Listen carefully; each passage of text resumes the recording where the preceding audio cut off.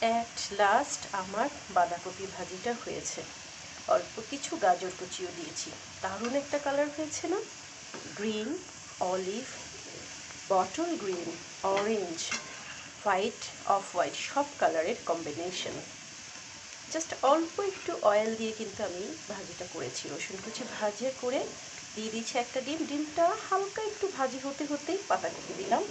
তারপর একে একে করে একটু লবণ, একটু চিনি, একটু সয়া সস, অল্প একটু টেস্টিং সল্ট, দেন সবার শেষে গাজর কুচি, ধনেপাতা, কাঁচা লঙ্কা আর পেঁয়াজ কলি কুচি। That's it. হয়ে গেছে আমার মজাদার বাঁধাকপি ভাজি রেডি। এটা রুটি, পরোটা, সাদা পোলাও অথবা ভাতের সাথে সবচেয়ে ভালো যায়।